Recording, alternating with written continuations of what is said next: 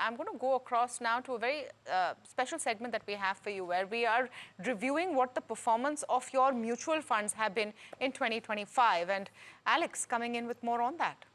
Well, you know, the statements that we've been hearing on social media that benchmarks may have hit all-time highs, but portfolios aren't doing particularly well. In what I've chosen to highlight, you will probably see that as the case. And I've chosen a few of the categories of actively managed mutual funds, and I'll tell you why.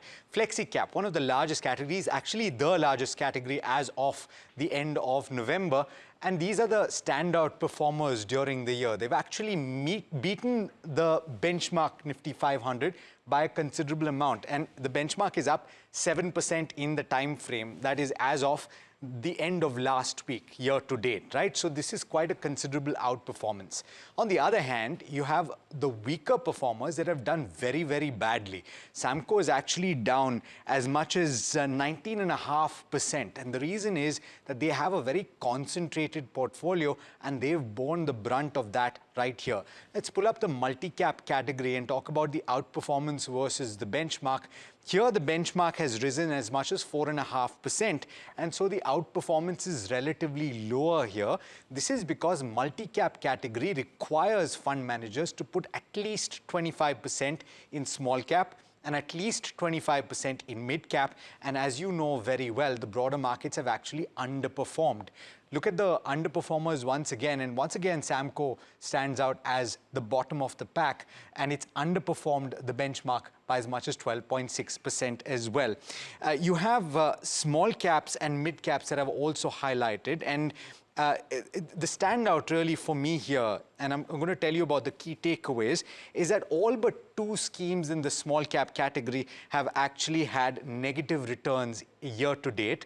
And conservatism has actually worked because Quantum is one of the top performers. They are very naturally conservative in their approach, even in the small cap space. But 21 schemes have managed to beat the benchmark. That is a positive in the small cap space, though they've actually reported negative returns year to date. In the mid-cap space, though, you've had very few outperformers compared with the benchmark. Only 4 schemes as of Friday have actually beaten the benchmark. And even here, the returns have not been fantastic. The average return was just about 1.6% for the category as a whole. This is really the takeaway. The broader markets have not been kind to investors and not been kind to portfolio managers as well. We're joined by Ashish Gupta of Axis Mutual Fund, as well as Swaroop Mohanty of Mirae Asset. Gentlemen, thank you so much for taking the time. It's been a tough environment for the mutual fund industry to operate in. But I have a question actually to Swaroop Mohanty. Of course, you have a lot of conversations with your investors and you do so many of these road events as well. I'm just curious, have people adjusted their expectations after being spoilt by 4 to 5 years of around 20% growth in their portfolios on an annual basis? Are they reset now heading into 2026? Alex, good morning. Thank you so much for having me. But when the topic of discussion is people are not making money for 1 year, and there's a show on that, it just shows that people are not aligned to the underlying big equity.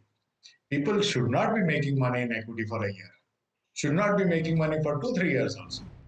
If they are comfortable with that, they should be equity investors. I'm a little, I mean, you should have put up the mid cap and the small cap data also. Maybe our funds should have shown up a little bit more like they showed on multi cap. But yeah, I mean, see, the cycles change, and why you come to a fund manager is to catch the cycles. I mean, there are a lot of people who can get to stocks easier than many, but you come to a fund manager to catch cycles, and a good portfolio actually catches a different cycle style fund managers, and that's how your portfolio becomes solid or becomes, agnostic to different movements of the market. And that's something which people will learn very harshly in the coming year too. Now, when you look at the basic mutual fund advice, at the beginning we say past performance has no cognizance with the future. But if you look at the flow of money completely follows past performance, especially 1 year performance. So the investor has held a fund after it has performed, or held a category, or come into the category after it has performed. And when the cycles change, the experience of that investor really changes from a return perspective. And that's something, till that time that does not change, I don't think the ownership or the experience of the investor will not change. See, when you look at, and I'm not a fund manager, but when you track the market, broadly the Nifty doubles in 4 to 5 years. That's been the historic thing. We had this aberration in the market because of COVID, where the base became low. Yeah. So the returns of the last 3 4 years are not exactly what the broad returns of the market have been. From here on, if you do not take the base of last 3 years in consideration when you are investing, then you will be a better investor. Yeah, well, points well made, Swaroop. But that's the point, right? And Ashish, I want to bring you in this conversation. Good morning, this is Neeraj here. That thus far, the last 15 months, the Indian retail investor has shown the propensity to partly ignore the lack of returns, recency bias coming in, right?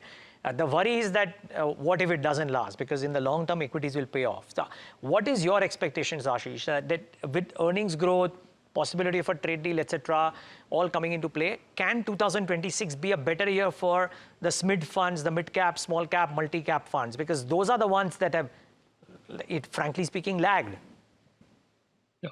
So, firstly, Neeraj, I'll kind of reiterate the point Swaroop made, that it's probably not appropriate to look at just 1 year performance, right? And even if you look at all the small mid-cap funds, despite the challenges they have had over the last year, the 3-year numbers actually still look good, right?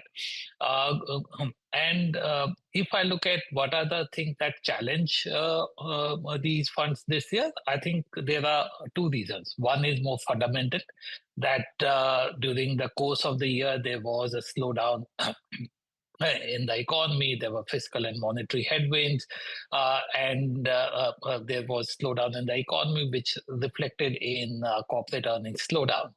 And because, as we know, these were the faster growing pockets in the market, they felt the heavier brunt of it. The multiples were also higher. So naturally, they underperform the large caps, right?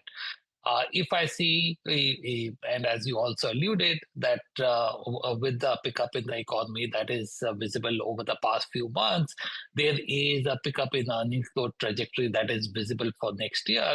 And at least what we are seeing is that is going to be a fairly broad base. So it's not that only one sector or one pocket of the market is going to participate in the earnings pickup. The second challenge, which has been more technical, is that there has been this huge deluge of IPOs and secondary stake sales. And most of these have actually come in the mid and small cap space, right? So this year there were about 100 odd IPOs or by the end of this month. And barring a couple of them, all would actually be in the small and mid cap space, right? So that also kind of dilutes the return that comes from this asset category. I think over this period, over the last 12 months, I must actually highlight that the investor base has been actually... Ashish, hi, sorry, I'm just Tamanna here. Hi, great speaking with you and Swaroop. Just want to double click on that point. Why would new IPOs in the small and mid cap space dilute your returns in these categories? Yeah.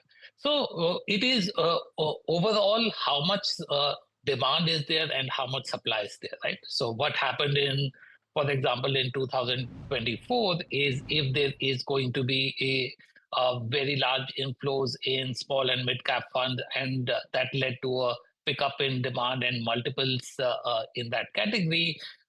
In 2025, you had actually more supply in this category coming in. Right now, typically, if the market arbitrages valuation gaps, right? So if the secondary market cannot continue to trade at multiples of valuation that are very different from the primary market.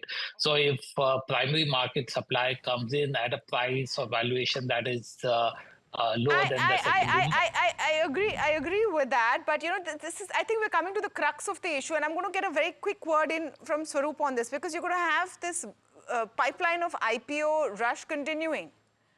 So that's going to continue to affect by that end the secondary market as well in this mid space. How much pressure now on the person managing the money and selecting those stocks? Tamana, we view it very positively because, you know, when you go back to, and I think some of you will recollect that in 2016, we had to close our erstwhile mid-cap fund, the asset emerging, it was called then, and we cited lack of opportunities for the flows we were getting. But that is not so. I mean, what Ashish said is correct. Nearly 80% of the IPOs or 90% of the IPOs have come in the mid and small cap space, giving us now a choice to be part of new industries. I mean, typically say the MC industry is a mid-cap stock or a small-cap stock as we start. The hospitals, chemicals, I mean, new industries are adding. So when you look at it from the next 5-10 year perspective, the choice to fund managers is not narrow as it used to be just before COVID. So when you project this, I think the portfolio stand better chance for choice. Now, what is happening is, you know, the dichotomy or the way they are being addressed is very myopic. I mean, recently, if you just recollect an incident, one particular IPO, the AMC industry was divided between who applied and who did not apply. Now, the IPO or the listing is just the beginning of that journey of that company, right? You can't be completely focused on what is the listing price when you look at the journey of a manager. The manager should be allowed. And if that be the social media pressure, I fear, and I'm happy I'm not a fund manager there, I might be biased not to take my expression into the market, right? And that's very limiting for a fund. It is a business of ideation. No, but Some don't fund look managers, at social media. People are going to look at the returns you at have the no end of the idea. day. The numbers. Tamana, you have no idea. You have no idea. Yeah, is that bad? Yes. What you say on the screen does play out on the impact of investors. Make no mistake on that. So till the time we don't give fund managers the flexibility or the time to express themselves, you know, these will impact, no doubt on that, right? Okay, But having said that, you know, these IPOs are a welcome thing. It's a great thing that businesses are getting listed. And with listing starts a different form of governance, form of transparency. So we view it very positively. Yeah, and depth in the market. Thank you so much. I'm afraid we're going to have to close this conversation. But thank you to both of you for joining us on what has been a fascinating chat.